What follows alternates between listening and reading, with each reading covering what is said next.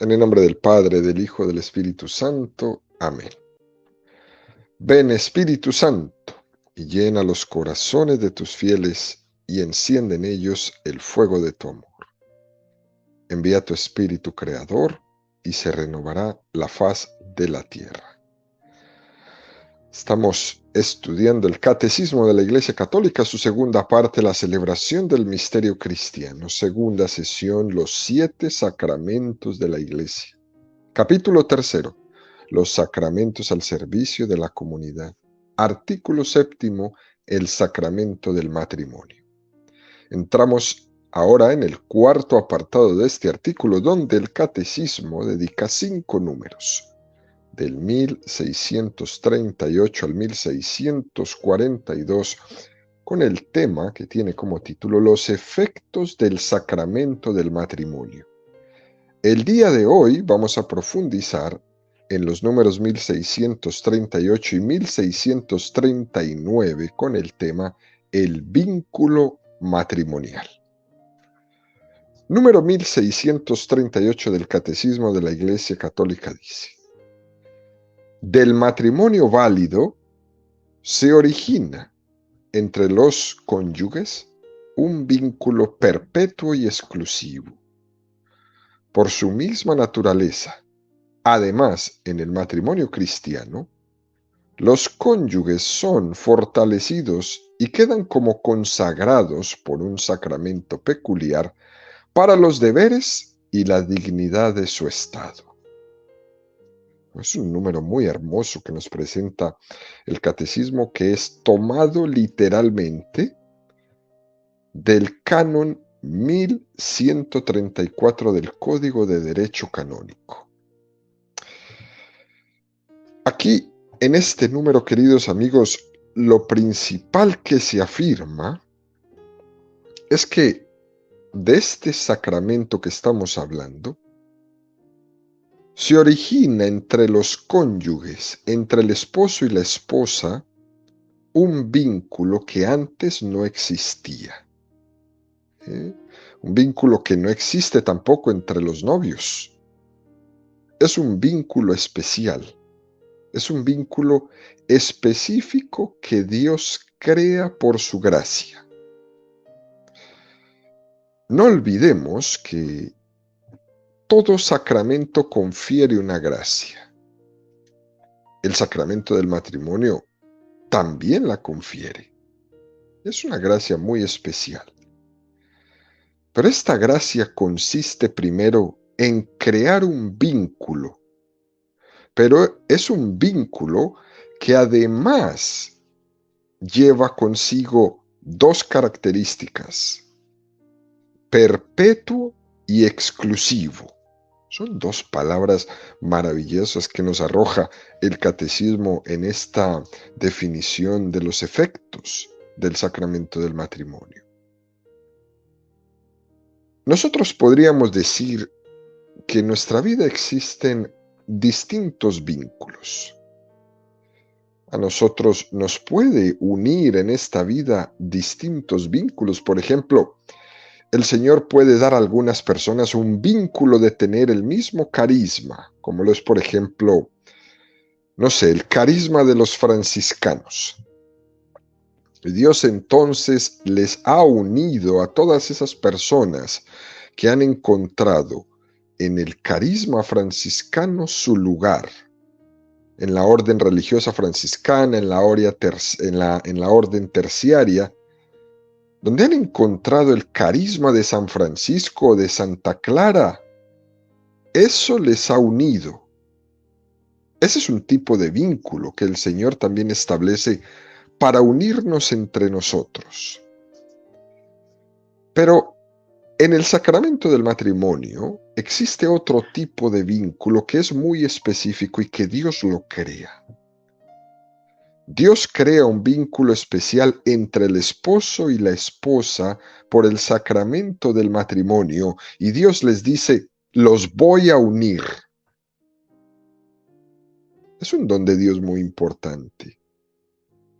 Porque, acordémonos, queridos amigos, en el pecado original, cuando cometen el pecado original Adán y Eva, en ese momento entra una cierta dinámica de desunión entre ellos. Al echarse la culpa mutuamente de aquello que había sucedido, hay una discordia entre ellos. Y ese pecado original unido a nuestro pecado personal ha sembrado una cadena de discordia tras discordia. Porque el pecado original no se puede hablar como algo desligado de nuestros pecados personales, pero es el comienzo de una cadena de discordia. Porque nuestro pecado afecta a la unión entre el hombre y la mujer. Ese pecado ha introducido una dinámica de discordia en nuestra vida y la gracia del sacramento del matrimonio es la medicina ante esa desunión. Porque el sacramento crea unión, crea comunión. Allí donde el pecado creó desunión, el sacramento crea unión. Esto es muy hermoso. Por ejemplo, el pecado es a la Torre de Babel como la gracia del sacramento del matrimonio es a Pentecostés. De este tamaño es. La Torre de Babel aquí lo que nos visualiza es como el pecado nos divide. Empezaron a hablar lenguas distintas y no se entendían entre ellos. Completamente opuesto a lo que sucedió en Pentecostés. Hablaban en lenguas. Y no era porque quizás hablaban en lenguas, sino porque todo lo que decían el otro le entendía. La Torre de Babel nos divide. Y el sacramento del matrimonio, por el vínculo que Dios crea entre ellos, los une. Los voy a unir, dice Dios. Recuerdan ustedes, en algunas catequesis hemos hablado de el yugo suave. Ese yugo suave que es imagen del yugo que nos une, que nos hace un mismo corazón, claro que no sin cruz, que el Señor lo anunció de una manera directa: el que renuncia a cualquier cosa por mí, le daré 100 veces más en esta vida, aunque con cruz, ¿no? Y luego le daré la vida eterna. Por tanto, queridos amigos, el primer efecto del sacramento del matrimonio es el vínculo perpetuo y exclusivo.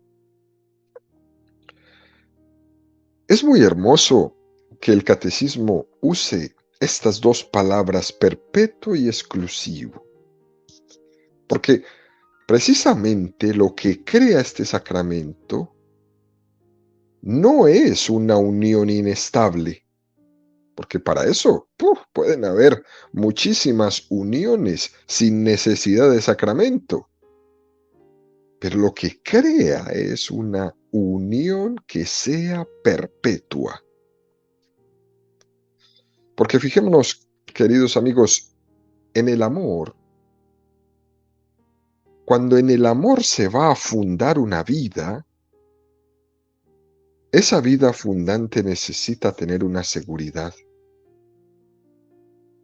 La familia que surge en el matrimonio necesita tener estabilidad, incluso necesita tener perennidad para alcanzar sus fines para los cuales está hecho. Lo que no puede ser es que yo funde mi vida, arriesgue toda mi vida en una relación que no sé si mañana va a seguir siendo. Imagínense qué terrible sería eso, qué angustia para un esposo, para una esposa, cuando el otro le está diciendo, pues ahora estamos bien, pero mañana no sé si esto siga, porque igual puede cambiar y entonces todo será totalmente distinto. Igual me dice mañana mi marido o mi esposa que agarra sus cosas y que se va. Eso genera una angustia tremenda. Y por eso el vínculo que Dios crea en el sacramento del matrimonio es un vínculo perpetuo y exclusivo que nos da paz, no angustia, que nos da también seguridad en el amor. Y esa seguridad no es una falsa seguridad, es lo que esa familia necesita. Fíjense, queridos amigos, a veces cuando decimos que el amor tiene que ser conquistado día a día, sí, sí, es verdad, estoy de acuerdo. El amor debe ser conquistado día a día. Pero ese hecho de que el amor haya que conquistarlo día a día, eso no se puede entender en el sentido de que tengamos que vivir la eterna inseguridad de pensar que si mañana o pasado mañana o el próximo año, esto posiblemente vaya a seguir existiendo. No debe de ser así. Nuestro vínculo en nuestra unión va a seguir existiendo. Cuando decimos que nuestro amor tiene que ser día a día conquistado y que no tenemos que caer en esa tentación de sentirnos ya con derecho a todo, eso quiere decir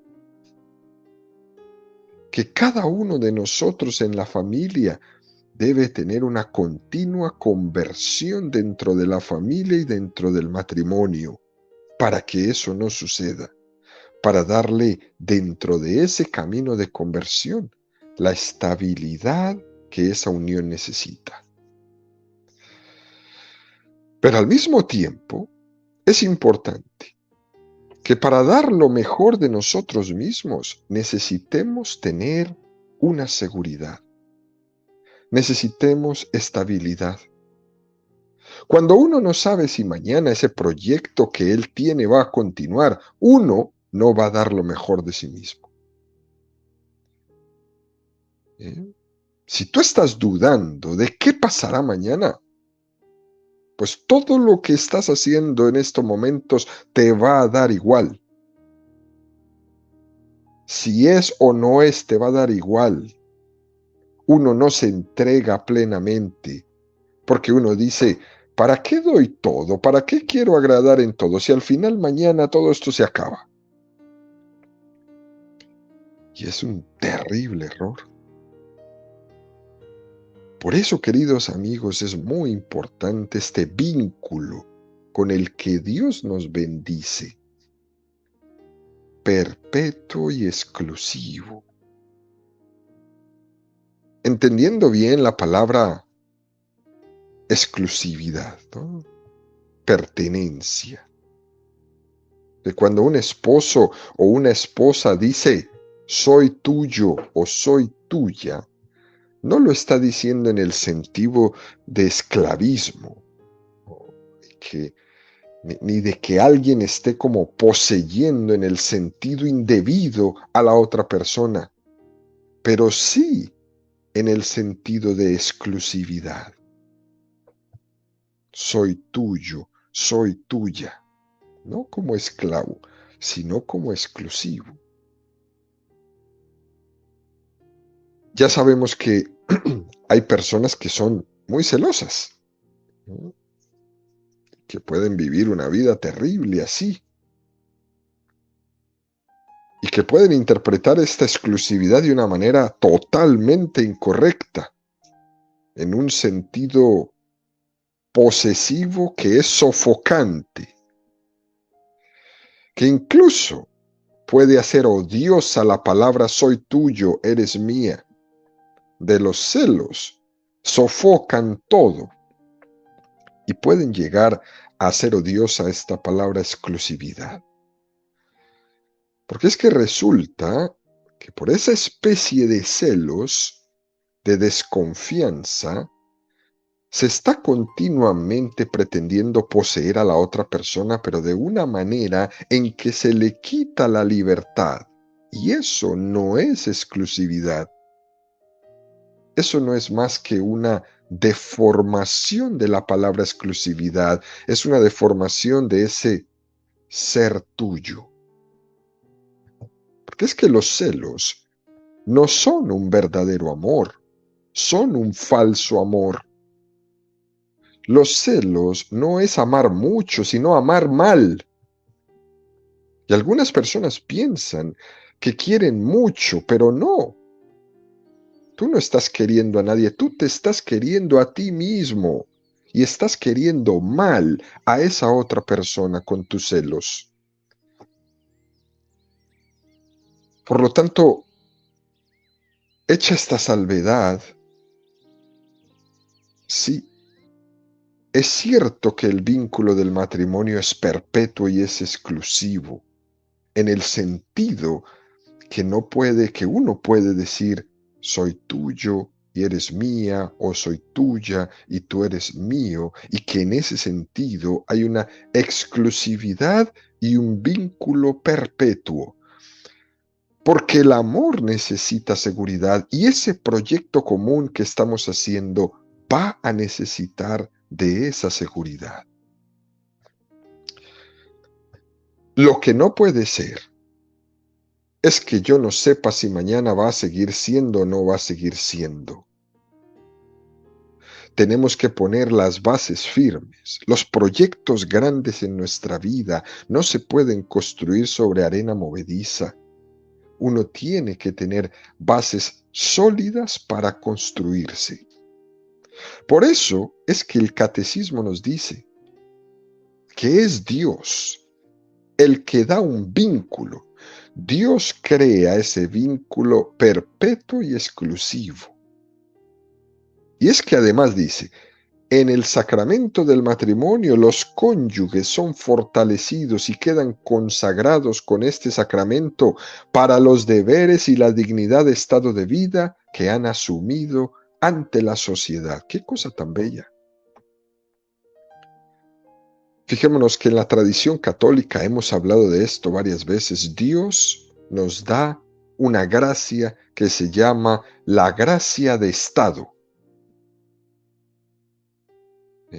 Hay una gracia de estado matrimonial. El sacramento del matrimonio nos da la gracia de estado y nos fortalece para cumplir los deberes como matrimonio. Nos consagra para eso. Y esto nos tiene que dar mucha confianza en Dios a la hora de lanzarnos al cumplimiento de nuestra vocación al matrimonio. Pero es verdad que para poder lograr esto uno tiene que prepararse. Es verdad que la gracia no suple la naturaleza, la gracia no suple la vida de preparación que deberíamos haber tenido. Por eso la importancia de esa preparación que hemos hablado en otras catequesis, de esa preparación remota, de esa preparación próxima, de esa preparación inmediata. La gracia no va a suplir estas preparaciones. Por eso hay que prepararse y ayudar a los jóvenes a prepararse. Pero además también es verdad que aunque haya tenido una vida de preparación, quizás no perfecta, pero algo de preparación, siempre va a existir esa sensación de inseguridad grande, siempre va a parecer que no estoy lo suficientemente preparado para ello. Y ante esa sensación que uno pueda tener de debilidad, de falta de preparación, esa sensación en algún momento incluso es buena porque nos da la conciencia de que nosotros no somos nada sin la gracia de Dios, de que necesitamos de su gracia, de que con nuestras solas fuerzas no vamos a ser capaces de cumplir una vocación tan grande y entonces necesito la gracia. Es una sensación de debilidad muy interesante, no es mala, más bien es buena. Porque es que, ¿a dónde vamos nosotros con la preparación que hemos tenido? Por muy esmerada que haya sido, si luego te encuentras frente a los deberes de Estado, frente a unos hijos, frente a un marido, frente a una casa, y uno dice, Dios mío, ¿y yo qué voy a hacer con todo esto? Eso nos ha pasado a todos, pero con su gracia, que no te va a dejar solo o sola. Dios te va a asistir, te va a acompañar para que puedas desarrollar tu vocación de la mejor manera posible. Y esa gracia y ese acompañamiento de Dios se llama gracia de Estado para cumplir tus compromisos. Esa gracia de Estado también la tiene el presidente de una nación para cumplir sus compromisos como presidente. También la tiene el obispo, también la tiene el superior, también la tiene el papá, también la tiene la mamá, también la tiene el maestro en un salón de clase y la tiene el policía ejerciendo su autoridad. La gracia de Estado para cumplir la vocación a la que el Señor me ha llamado. Dios estará contigo en cada momento, acompañándote en aquellos retos que Él mismo te plantea, y Él nunca te pedirá algo que esté por encima de tus fuerzas. Cuando, por ejemplo, llega el momento de la maternidad, el momento de la paternidad, Dios te dará la gracia para ello. Y cuando llegue otra ocasión, Dios te dará gracia para ello. Aquí se explica ese texto del Evangelio cuando Jesús nos dice, no estéis pensando en qué diréis. En el momento adecuado, Dios pondrá en tus labios las palabras que tengas que decir. ¿Qué seguridad nos da eso? De ese acompañamiento de Dios con la gracia de Estado a nosotros. Para eso es esa gracia. Porque una tentación muy grande es la de decir, pues, ¿yo seré capaz o no seré capaz? Que esto, que lo otro, que quizás, que puede ser. Pero uno debe confiar en que Dios le vaya planteando los retos y le ayude a afrontarlos en cada paso. Es como cuando la pareja se sienta y dice, bueno, y si quedamos en embarazo, y si nuestro hijo viene mal, ¿no? ¿Y si seré capaz de ser una buena madre? ¿Y si seré capaz de ser un buen padre? No, mejor entonces, como tengo tantas dudas, no tengamos un hijo. No sea que venga mal, que venga con problemas. Mejor no lo tengamos. Y entonces nos vamos creando un montón de cosas en nuestra cabeza que nos hace desconfiar de la gracia de Dios que camina con nosotros. Y nos vamos creando en nuestra cabeza hipótesis sobre las cuales nosotros no tenemos ni la más mínima idea. Dios te ha llamado a este sacramento y te da la gracia de Estado para que cuando llegues a cada situación, a cada circunstancia, sepas que Dios está a tu lado y que camina contigo y que a ti nada te faltará. Pero cuando no hay la gracia, entonces la experiencia es otra.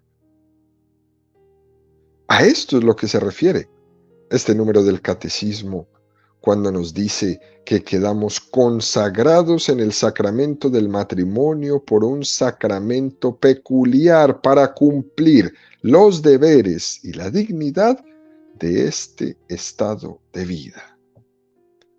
Dios te dará la gracia para afrontar en cada momento las cruces, las situaciones. Él pondrá en tus labios las palabras adecuadas para aconsejar a tus hijos. Él te fortalecerá Él te dará el don de consejo, Él te dará el don de fortaleza, Él te dará sus 7 dones del Espíritu Santo que actuarán en tu matrimonio y en tu vida. En resumen, queridos amigos, el sacramento del matrimonio crea un vínculo. Dios con su gracia une de una manera especial con un vínculo que es perpetuo y exclusivo, y que al mismo tiempo nos fortalece con una gracia de estado para poder afrontar los deberes y los retos de la vida matrimonial y de la vida familiar en cada momento. Algo de la fe católica que es bellísimo. Dicho esto, da el catecismo un paso más, número 1639, que dice: el vínculo matrimonial.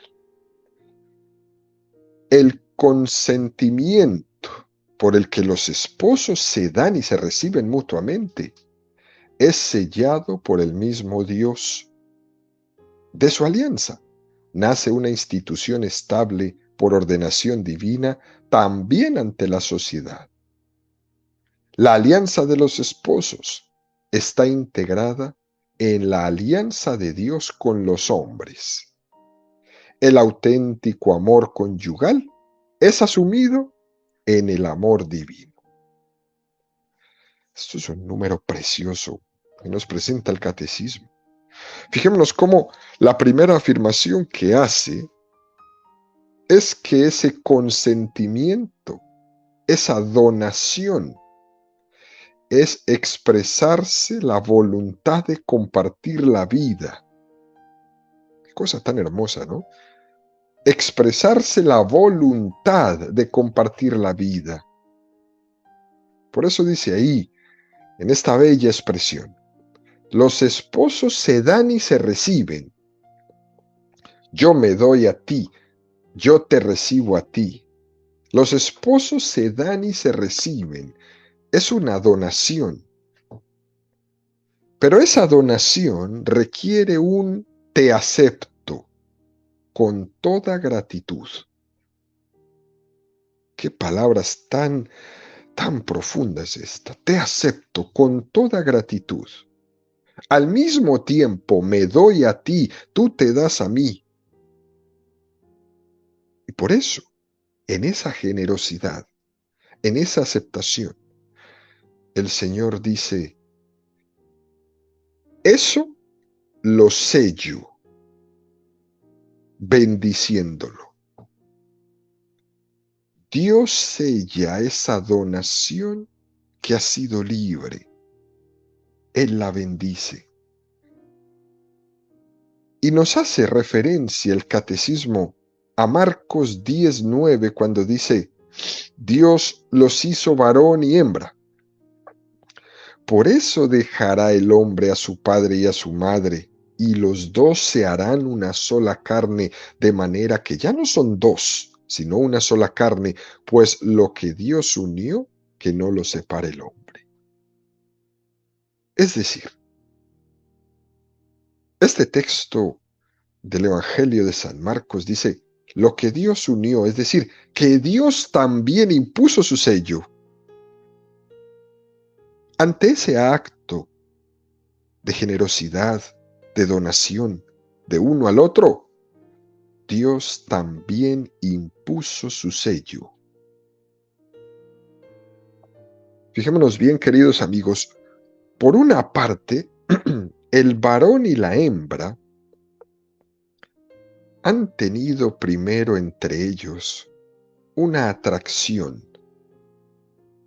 Y por otra parte, Dios los ha sellado. Uno ve estas dos cosas y bueno, ¿y esto cómo se puede explicar, no? El sello de Dios ha tenido un papel sobre el cual se sella. Esto quiere decir que Dios no sella en el aire, sella en un papel. ¿Qué quiero decir con esta comparación, no? Lo que intento decir es que para que Dios selle con su bendición,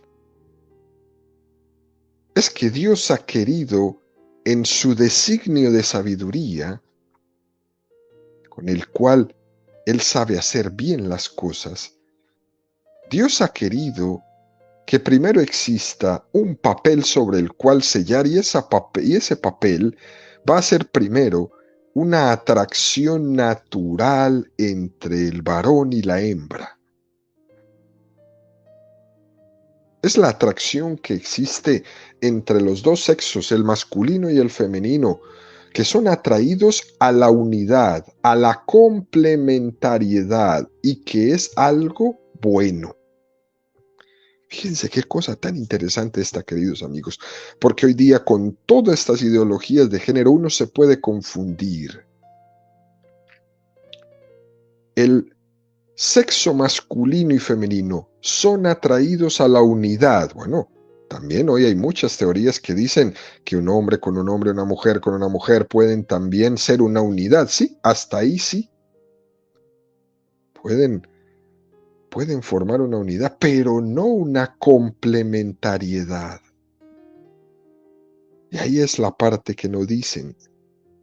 Solo nos predican el querer, el sentimiento, los afectos, pero nunca nos predican si son complementarios.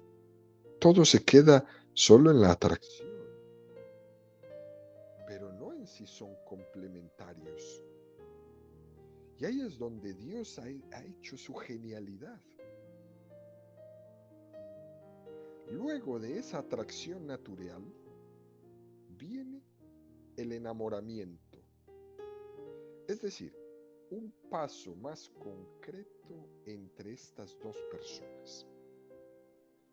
Por tanto, Dios ha dado a esa vocación, a cada uno de esos dos, por esa atracción natural, una inscripción, algo que estaba ya en su naturaleza. Dios podía haber pensado en el matrimonio de otra manera. Incluso podría haber hecho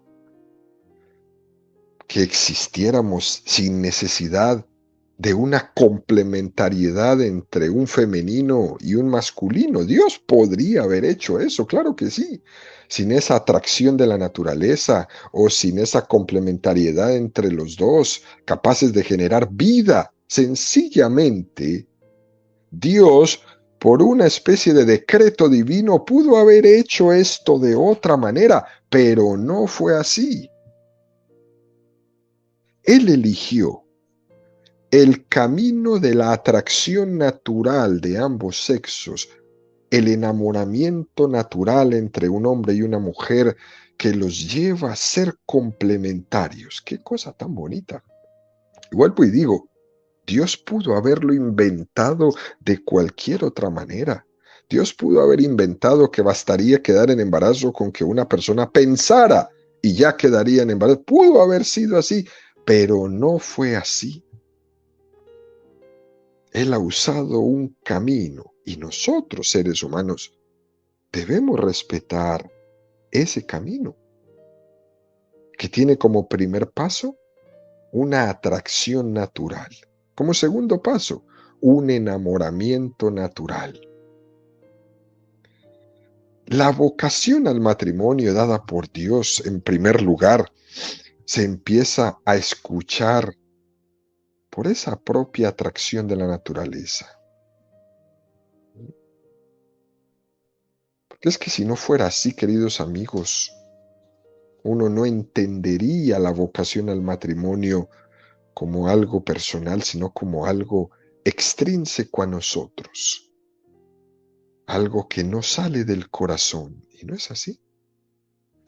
Por eso la Iglesia Católica siempre ha sido la gran defensora de los matrimonios y la gran opositora de esos matrimonios de conveniencia, sea política, sea territorial, sea trivial, lo que sea, donde se casan con otra persona sin que haya existido una atracción natural entre ellos, sin que haya existido un enamoramiento. La iglesia está en contra de ese tipo de matrimonios. La iglesia rechaza y combate esto directamente porque va en contra de la naturaleza misma del matrimonio. Dios, en primer lugar, ha querido que su llamada, su vínculo, su sello, no se hagan en el aire, sino que se hagan en base a una atracción natural que ha existido entre el sexo masculino y el femenino desde el primer momento. En segundo lugar, que se haga en base al enamoramiento concreto entre ese varón y esa hembra. Y esa primera llamada que Dios hace a través de esa atracción natural y de ese enamoramiento, entra ahora en un discernimiento en la voluntad del hombre y de la mujer. Es decir, el tercer lugar es un espacio donde entra la razón y la voluntad. Esto es muy hermoso, queridos amigos. En primer lugar, la atracción natural. En segundo lugar, el enamoramiento. En tercer lugar, la razón y la voluntad. Porque es en la razón donde se discierne y es en la voluntad donde se abraza y donde se dice, sí creo que esta persona es la persona que Dios ha puesto en mi vida. Es en la razón donde uno discierne eso, pero es en la voluntad donde uno lo abraza.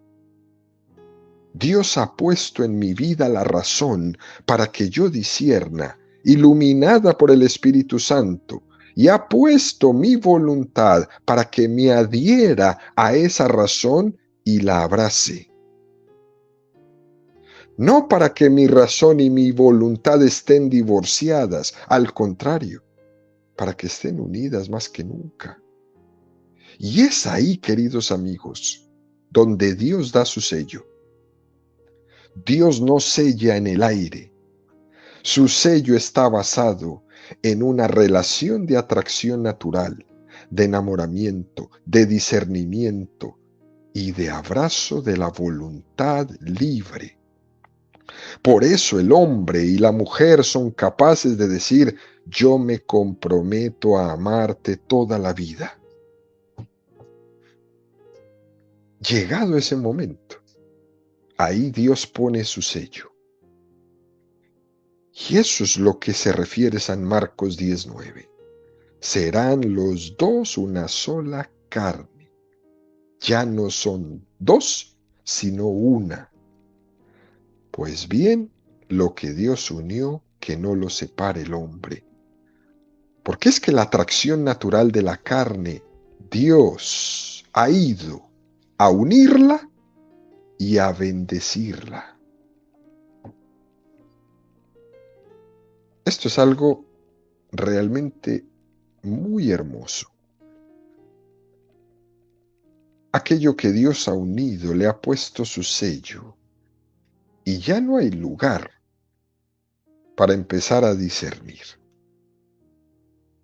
Cuando uno ha recibido ese sello de Dios, sea en el caso del sacramento del matrimonio, sea en el caso del sello indeleble en el orden sacerdotal, ya no es momento de empezar a dudar si esa era mi vocación o no era. Ese sello es una garantía de la elección que Dios ha hecho por ti, que te ayuda a superar cualquier duda, cualquier subjetividad, cualquier inseguridad. En el sello de Dios tenemos la garantía de que no debemos dudar de su llamada.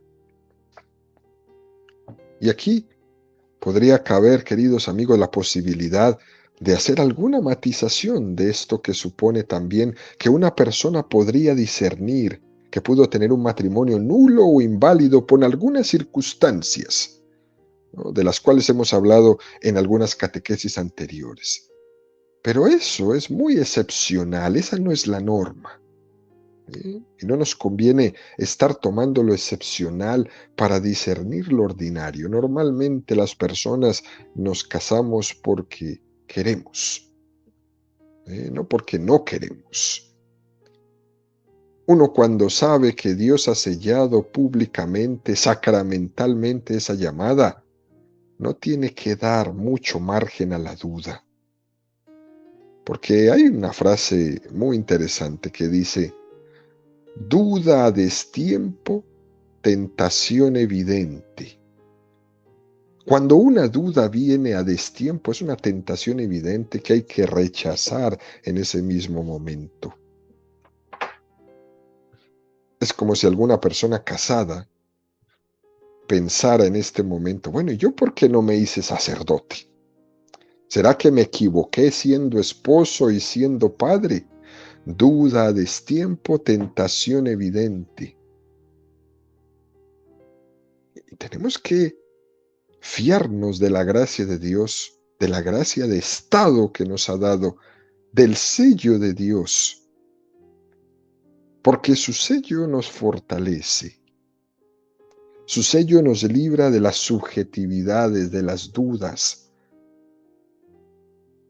que es nuestro gran enemigo en nuestras decisiones, que es el que toma la debilidad de la carne para hacernos dudar, para darnos vuelta a todo, para ponernos la vida patas para arriba. Por eso cuando la duda acecha, recuerda, Dios es el mismo ayer, hoy y siempre, y su sello en tu vida te regala estabilidad en tu vocación. Si nosotros tenemos la tentación de dudar por nuestra debilidad, es ahí precisamente donde el sello de Dios viene a tu socorro. Ese sello que Dios te ha dado en el sacramento del matrimonio es tu socorro. Es como una participación en su eternidad que nos permite ser perseverantes por la gracia de Dios. Sin su sello, estamos sujetos a la veleidad de la carne, pero con su sello estamos fortificados para combatirlo todo. Este es, pues, queridos amigos, uno de los efectos de ese vínculo matrimonial, el sello con el que Dios crea en nosotros una institución estable. Como dice este número 1639 del Catecismo, una institución estable que nace en el matrimonio, también ante la sociedad. Él hace esta institución estable donde el auténtico amor conyugal es asumido en el amor divino. El amor de Dios, que se ha manifestado en tu vida de muchas formas, a través de tus padres, de tus amistades, también se manifiesta aquí a través de tu cónyuge. Y terminamos con un texto que nos hace referencia, este número del Catecismo, a la Constitución Dogmática Gaudium et Spes del Concilio Vaticano II, que tantas veces hemos citado, que dice, el auténtico amor conyugal es asumido en el amor divino. Tú recibes el amor de Dios a través de tu Hijo y del beso que te da al entrar en la casa. Dios te está besando ahí también. Y tú recibes el amor de Dios en el beso de tu esposa y de tu esposo. Dios te está amando ahí también. Te está abrazando ahí. Tú vives en el amor de Dios. Estás rodeado de Él, como dice San Pablo, porque en Él vivimos, nos movemos y existimos. Y cada gesto que tú estás refiriendo en tu vida matrimonial, en tu vida familiar, es un gesto del amor de Dios que tienes que saber recoger, apreciar y agradecer.